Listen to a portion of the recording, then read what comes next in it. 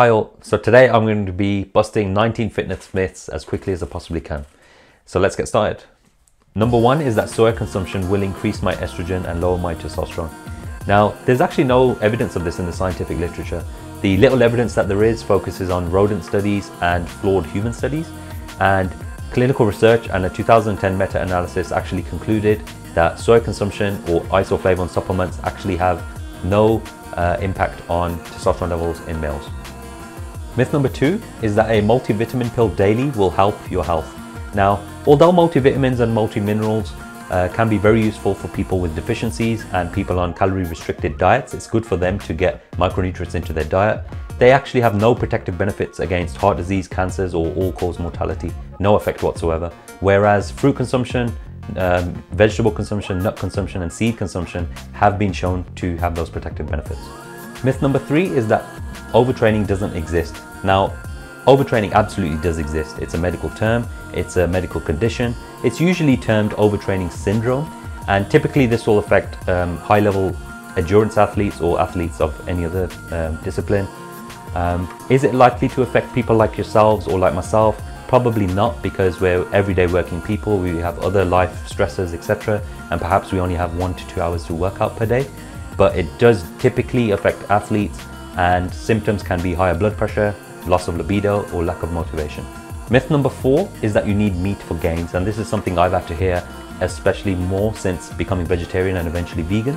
For muscle building to occur, we basically need adequate stimulus, adequate nutrition, adequate rest. The sourcing of your amino acids doesn't matter so much, whether it's coming from plant-based sources or animal-based sources. Plant-based diets can provide adequate nutrition to facilitate muscle growth, and this has been evident from high-level elite athletes across the world, or bodybuilders where you look at Bill Pearl back in the day, or you look at people like Nimai Delgado or Eric Duplessis in today's age, who are professional bodybuilders. Myth number five is that the ideal rep range for muscle building is between 8 and 12. Now, even when I was doing my personal trainer certification, I was taught that this is the optimal range. And if you go around gyms across the world, you will see people mainly doing 3 sets of 10, 4 sets of 10, and keeping their reps between 8 and 12. It's a very typical way to train. However, recent research has actually shown anywhere from around about 3 reps to about 30, providing that the weight is high enough for those rep ranges and the intensity is high and you're close to failure, will elicit the same kind of hypertrophic response. Myth number 6 is that you should focus on one body part per day. This is actually a pretty inefficient and not optimal way to train for muscle and strength. Typically, you want to be training each muscle at least 2 to 3 times per week. So increasing your frequency, it's in your best interest. Increasing your frequency of your sessions per each muscle, that is. And this might typically mean full body workouts, upper body, lower body workouts, or push-pull leg splits, or something of that nature. Myth number 7 is that carbs are the enemy as they store as fat. Now, the process for carbs to be stored as fat in the body is known as de novo lipogenesis, and it's actually pretty inefficient in humans. It's actually much more efficient for the body to store dietary fat as body fat. However, let's ignore all of that. It's actually overconsumption of calories which is causing us to gain body fat anyway, not the consumption of carbohydrates. Myth number 8 is that eating carbs after 6 makes you fat. Now, I know many of you watching this have probably stopped eating rice or roti after 6 p.m. However, there's just no need to. Just simply put, 120 calories is 1 roti, whether that's before 6 p.m. or whether that's after 6 p.m. it makes no difference whatsoever. So long as your daily calories are where you need them to be and you're at a deficit, you will lose body fat. Myth number 9 is that vegetarian sources of protein aren't complete. The only incomplete protein known to man is actually gelatin.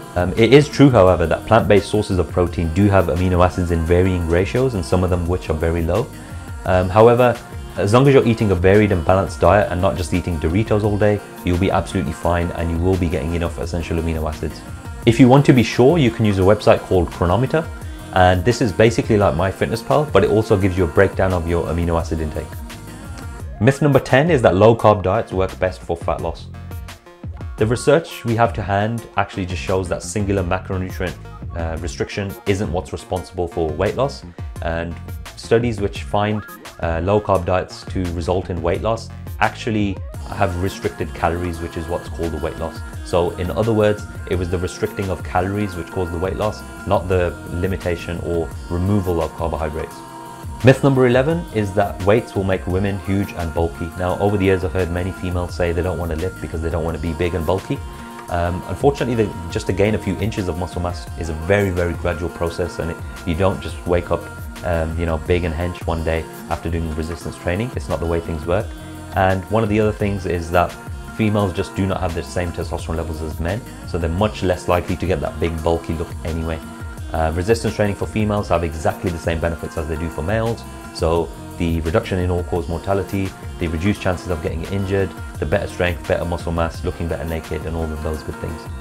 The next myth is based on spot reduction, and it's that crunches or sit-ups will help burn belly fat. Now, despite what the next auntie says or what the next viral video on Facebook says, the ones that have you doing crunches and side crunches to burn belly fat around the waist, unfortunately spot reduction is not actually possible. You need to be eating at a calorie deficit, and you need to increase your output if body fat reduction is your goal. Myth number 13 is that you need 2 grams of protein per pound of body weight to build muscle and strength. So some of the claims and some of the reported cases I've seen over the years of people's protein intakes have been really excessively high.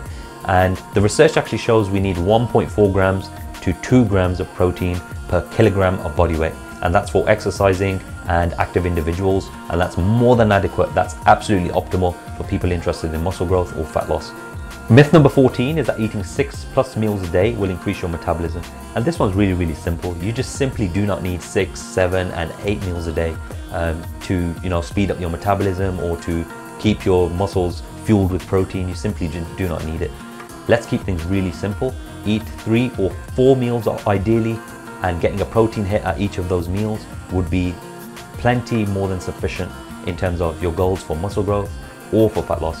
Basically, your fitness endeavors, 4 meals a day is pretty ideal. Myth number 15 is that fruit is bad.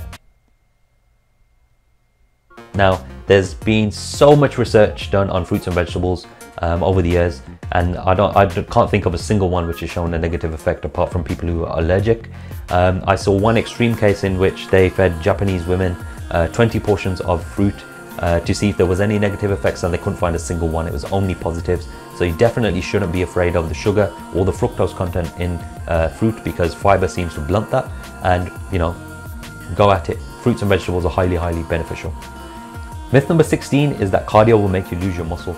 So yes, doing some cardio alongside your resistance training will probably limit lower body strength. I've seen research to prove this. However, it's only the super long distances and marathon running and things of that nature which will probably have an impact on your muscle mass and strength. You know, these are definitely not reasons not to do cardio. Doing 3 sessions of cardio per week, 30 minutes each, will probably actually benefit your muscle growth and strength gains, because you will have an improved recovery rate and you will have an increased work capacity rate too. Myth number 17 is lifting at a young age stunts your growth. Now, unfortunately for those of you who aren't very happy with your height, you can't blame those dumbbells that you lifted when you were 12 and 13 and pre-puberty years, because it's just simply untrue. Lifting does not stunt your growth. In fact, it does the opposite. It actually helps with bone formation and helps with bone strength too. You may have also heard lifting above your head stunts your growth, and again, there's just no research to prove this at all.